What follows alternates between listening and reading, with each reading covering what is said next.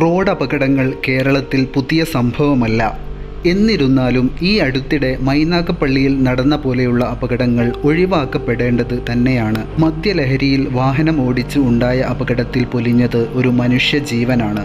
തൊട്ടടുത്ത കടയിൽ നിന്ന് സാധനങ്ങൾ വാങ്ങി സ്കൂട്ടറിൽ തിരിച്ചു വരികയായിരുന്ന സ്ത്രീയെ തെറ്റായ ദിശയിൽ വന്ന കാർ ഇടിച്ചിടുകയായിരുന്നു. ഇടിച്ച കാർ അപ്പോൾ തന്നെ നിർത്തിയിരുന്നെങ്കിൽ ഒരു പക്ഷേ ആ ജീവൻ രക്ഷിക്കാമായിരുന്നു. പിറകോട്ടെടുത്ത ശേഷം ശരീരത്തിലൂടെ വണ്ടി കയറിയിറങ്ങിയതാണ് മരണകാരണമെന്നാണ് തൊട്ടടുത്ത കടയിലെ ജീവനക്കാരി പറയുന്നത്. അടുത്തറിയുന്നവരാണെന്നും അസുഖത്തിന് ചികിത്സ നടത്തി വരുന്ന ആളാണെന്നും ഒന്ന് ശ്രദ്ധിച്ചിരുന്നെങ്കിൽ ജീവൻ രക്ഷിക്കാമായിരുന്നെന്നും അവർ പറഞ്ഞു. വാഹനം ഓടിച്ചിരുന്ന അജ്മൽ എന്ന ചെറുപ്പക്കാരൻ്റെ കൂടെ ഉണ്ടായിരുന്നത് ഒരു സ്വകാര്യ ആശുപത്രിയിലെ യുവ ഡോക്ടറാണെന്നത് ഇവിടെ ശ്രദ്ധേയമാണ്. അവർ തമ്മിലുള്ള അടുപ്പം പുറത്തറിയുന്നതിനാലും നാട്ടുകാർ പെരുമാറാൻ സാധ്യതയുള്ളതുകൊണ്ടുമാണ് പെട്ടെന്ന് കടന്നുകളയാൻ ശ്രമിച്ചതെന്നാണ് ഇരുവരും പോലീസിന് മൊഴി കൊടുത്തത്. റോഡിൽ ആരുടെയും ജീവൻ സുരക്ഷിതമല്ല എന്ന വസ്തുതയാണ് ഇവിടെ ആവർത്തിച്ചു കൊണ്ടിരിക്കുന്നത്.